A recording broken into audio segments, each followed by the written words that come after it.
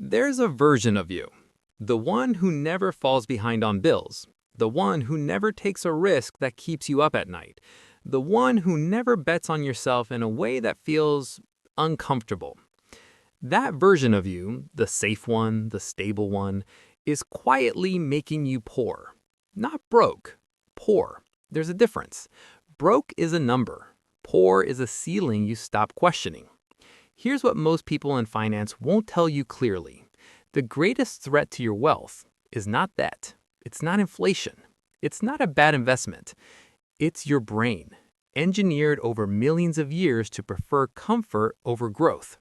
And in 2024, that preference is being exploited against you every single day by systems, institutions, structures that need you to stay comfortable. Your savings account is comfortable.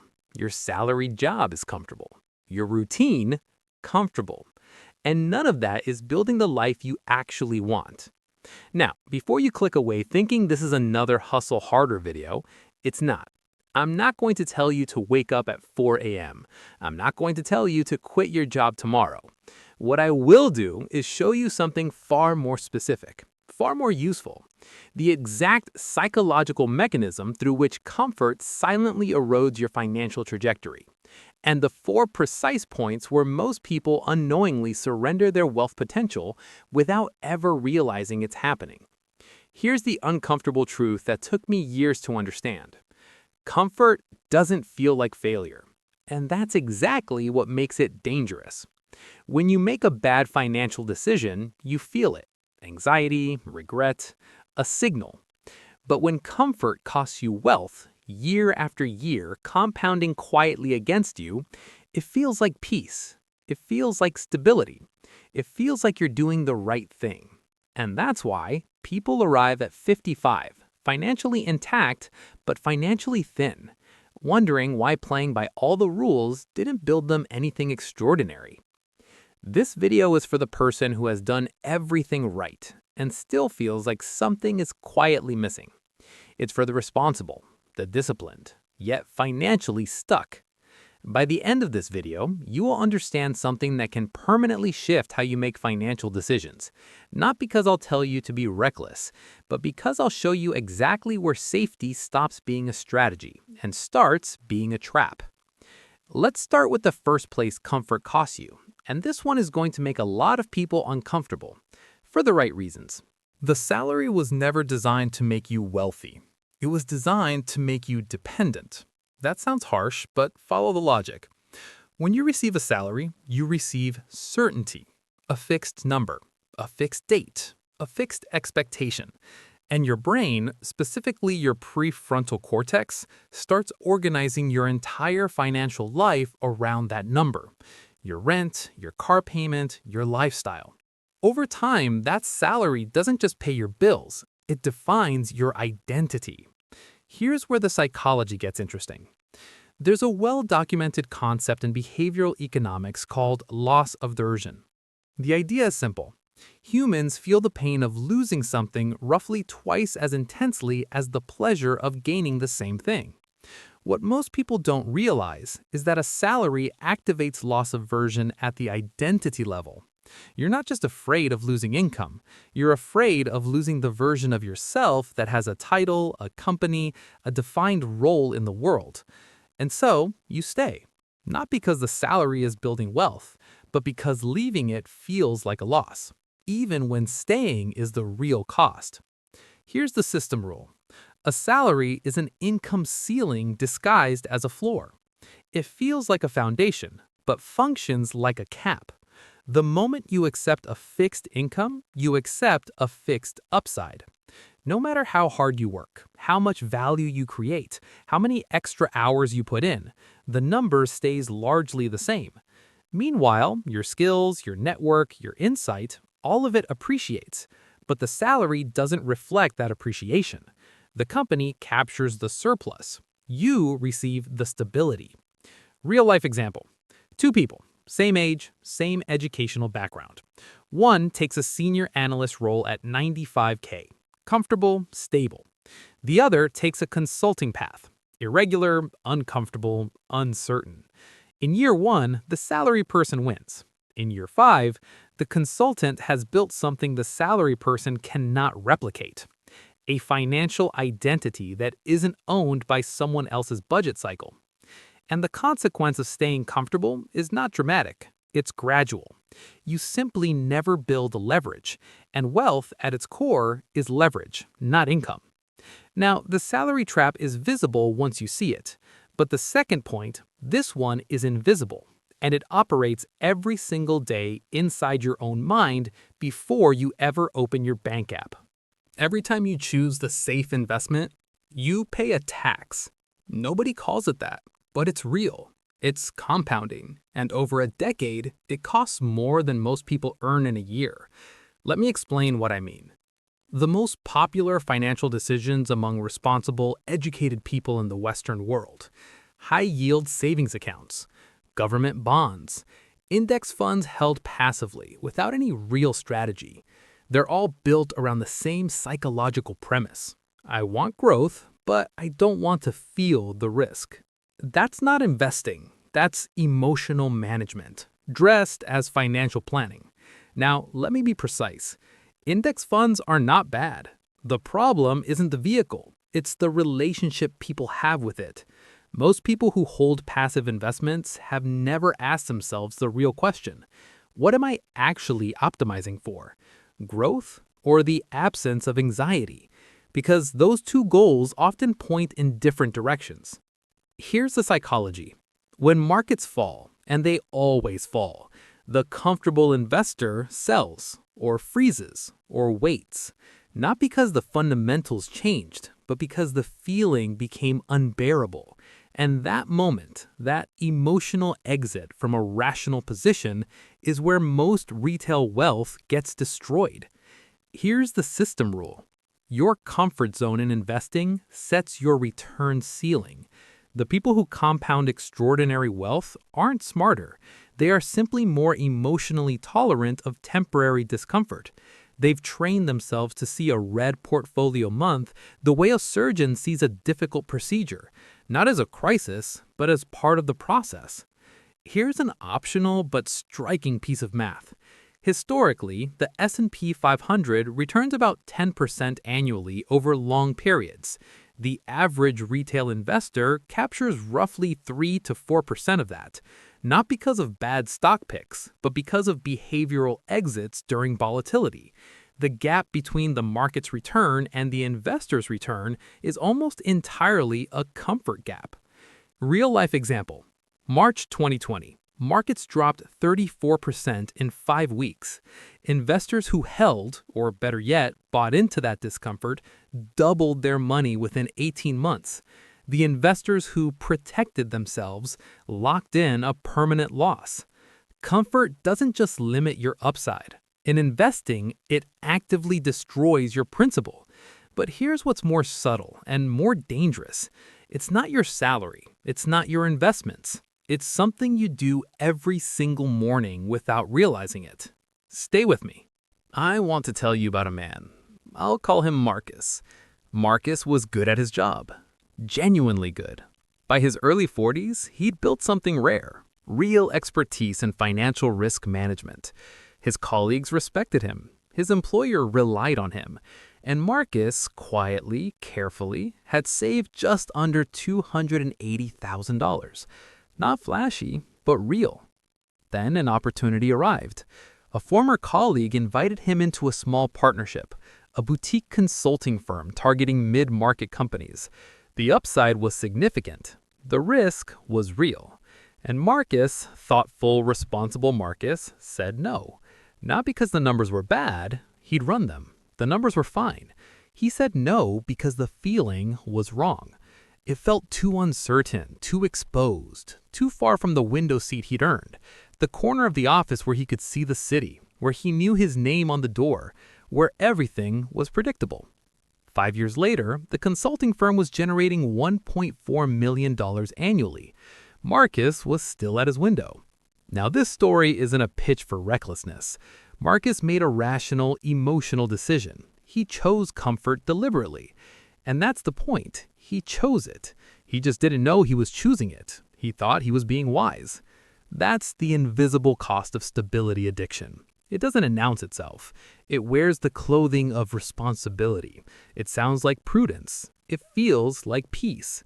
The before, Marcus with his savings, his title, his window, secure.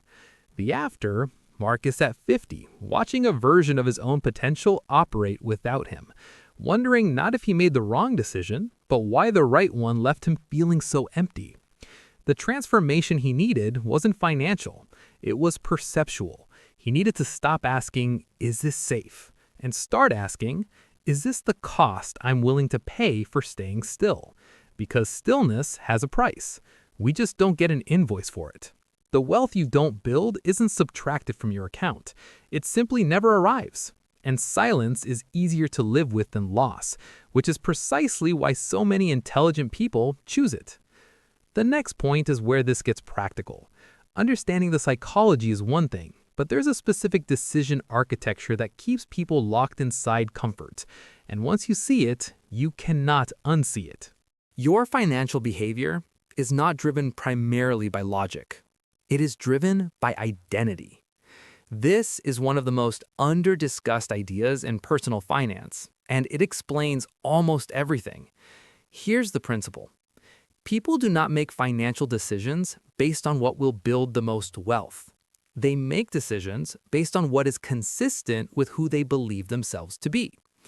If your identity is responsible person, you will consistently make responsible financial choices, even when responsibility is the wrong tool for the moment.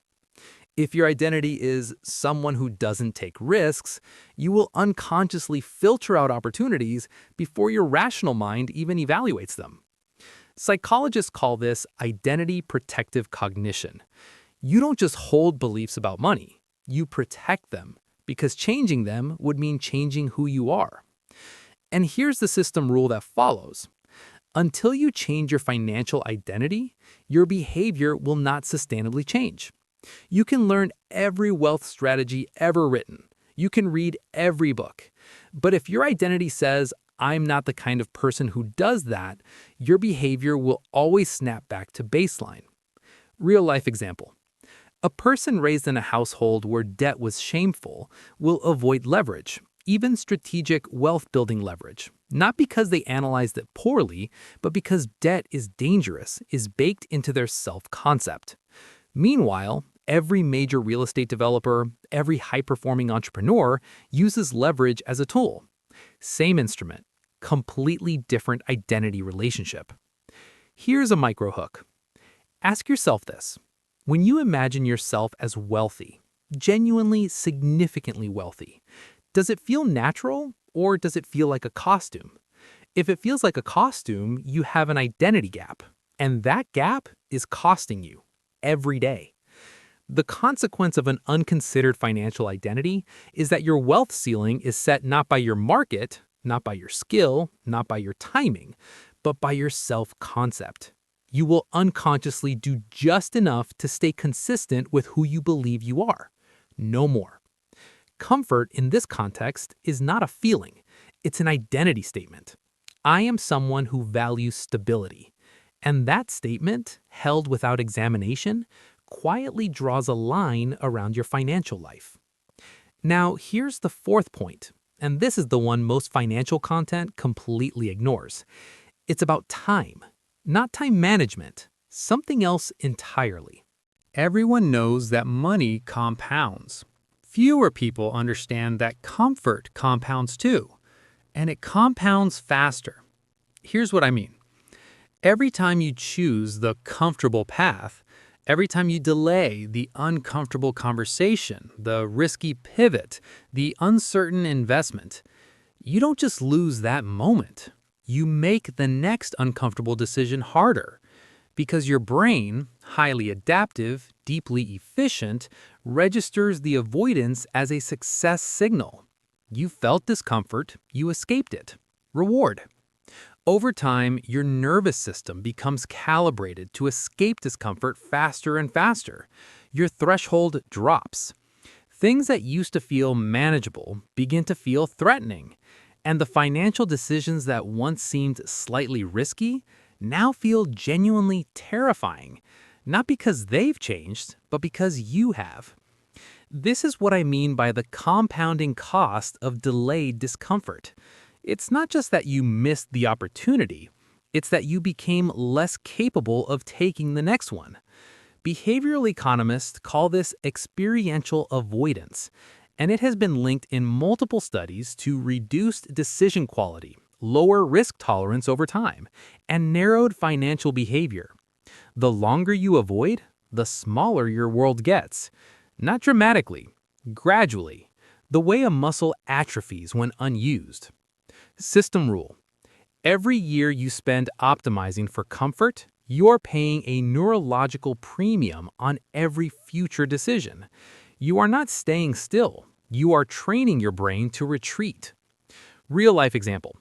Someone who avoids negotiating their salary at 28 finds it almost impossible to negotiate at 38. Not because the conversation got harder, because they got softer. Because 10 years of non-negotiation made their identity incompatible with asking for more. Here's the optional math that ties this together. If a person delays a strategic financial decision, say starting a side income stream by just 5 years, and that stream would have generated $30,000 annually, the 10-year cost of that delay isn't $150,000. It's closer to $250,000 when you factor in compounding, lost reinvestment, and the narrowed identity that makes future decisions less bold. Comfort is not free. It has a precise, calculable price. You just receive the bill in installments, so small that you never notice, until it's due in full. Now, before I close this out, I want to give you the one shift that changes all of this. Not a tactic, a reframe. And it's in the outro, so stay until the end. Here's where we land. Your salary was never a foundation. It was a ceiling in disguise. Your safe investments aren't protecting you, they're protecting your emotions at the expense of your returns. Your identity is quietly drawing a line around what you'll allow yourself to build. And every comfortable day is training your brain to need more comfort tomorrow. None of this is about fear. It's about clarity. The person who builds genuine, lasting wealth doesn't chase risk. They simply stop confusing discomfort with danger. They understand that the feeling of uncertainty is not a warning sign. It is the price of entry. And they've decided, deliberately, consciously, that what's on the other side is worth the cost of admission. That's the shift. Not hustle, not grind, permission. Permission to let the uncomfortable decision be correct. Permission to let your identity evolve. Permission to recognize that the stability you've been protecting may be the very thing quietly limiting you. Here's the question I'll leave you with, and I want you to sit with it honestly. What is the one financial decision you've been calling not the right time for more than a year? Because if it's been more than a year, it's not timing, it's comfort. Write it in the comments. Not for me, for you. Because naming it is the first act of financial courage most people never take. And if this video shifted something for you, if something clicked, the next video continues this conversation in a direction most people aren't ready for. It's about the hidden architecture of how wealth actually transfers between generations. Watch it. It will complete the picture.